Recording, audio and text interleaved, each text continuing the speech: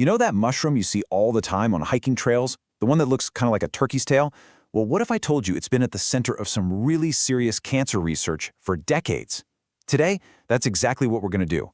Dig into the actual science behind turkey tail. I mean, can a mushroom really help fight something as serious as cancer? It's a huge question, right? And honestly, it's a topic that's surrounded by a ton of hype. So our goal today is simple. Let's just cut through all that noise. Let's look at the clinical research itself. What does the data actually show? Okay, and right up top, we have to be absolutely crystal clear about something. This is not medical advice. What we're doing here is exploring the research just to give you information. That's it. Any decisions about your health, about treatment, that has to be a conversation you have with your oncologist, always. So you gotta wonder, how does a regular old mushroom even end up in the world of oncology? Well, its story in modern medicine, it goes back a lot further than you might think.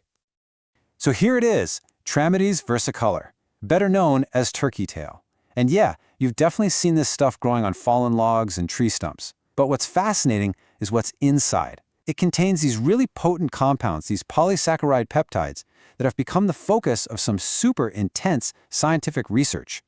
And listen, this is not some new age wellness fad. An extract from turkey tail, this compound called PSK, was actually approved for clinical use in Japan way back in the 1970s, then in China in the 80s. So the evidence we're digging into today isn't new, it's built on decades of use in mainstream oncology in Asia. Right, so when we talk about clinical studies, it's important to know they aren't just grinding up the whole mushroom and giving it to people. No, they've zoomed in on a very specific active compound that they've isolated from it. And that compound is called polysaccharide K, or just PSK for short. It's a protein-bound polysaccharide, and it is absolutely the star of the show in most of the clinical trials we're going to look at. You can basically think of PSK as the concentrated, superpowered ingredient that scientists believe is doing all the heavy lifting. Okay, so here's the really crucial part. How do scientists think this stuff actually works? Well, the leading theory is pretty cool. It's not that PSK attacks cancer cells directly. Instead, it's more like a coach for your own immune system, helping it do its job way more effectively. So to get this, we need a quick biology lesson on something called MHC1. Just think of MHC1 as little ID tags on the surface of all your healthy cells.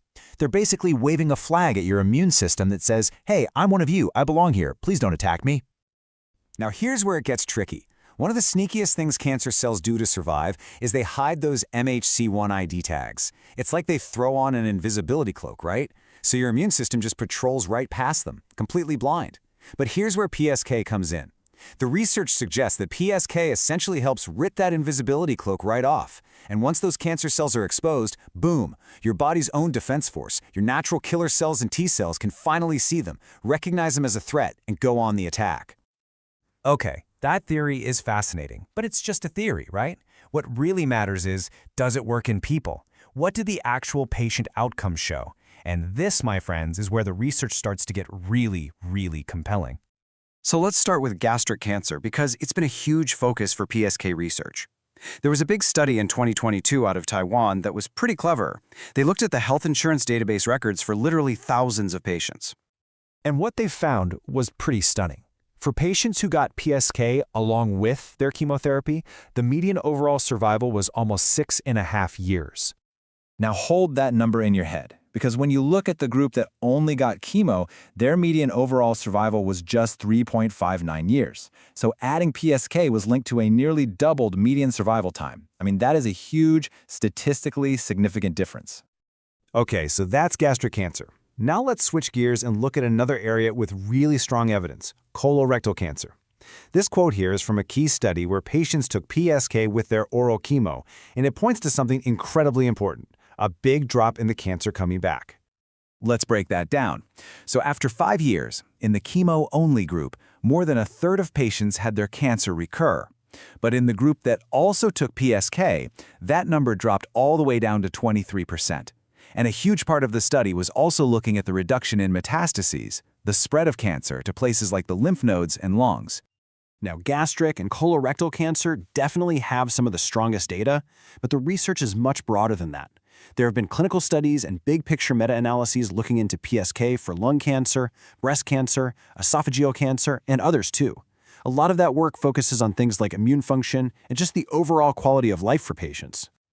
And that brings up a really important point. It's not just about survival stats. The research also digs into how patients are actually feeling during and after these really tough treatments, which, as anyone who's been through it knows, is just as critical.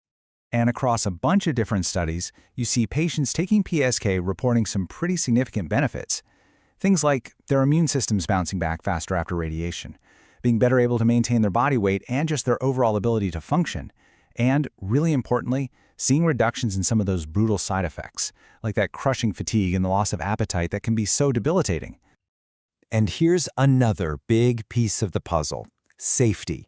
PSK is consistently reported to be really well tolerated. I mean, clinical trials have used doses up to 9 grams a day with a high safety profile. That's a huge plus when you're thinking about adding anything to an already intense treatment regimen. So, let's bring this all together. What's the big takeaway from all this research? Look, the point of all this isn't to shout about some miracle cure. Not at all. It's about giving you solid, evidence-based information. Because understanding this research can empower you to go to your medical team and have a much deeper, more informed conversation about all the options on the table for your care. And if you take away only one thing from this, let it be this. In every single one of these studies we've talked about, PSK was used as an adjunctive therapy. That means it was used with, never, ever, instead of, standard medical treatments like chemo, surgery, and radiation. This is a both-and situation, not an either-or. You know, this research really opens up a fascinating door to the future. It makes you wonder, what role will well-researched, nature-derived compounds like PSK play in the future of integrative cancer care? It's definitely a space to watch. Thanks so much for joining me.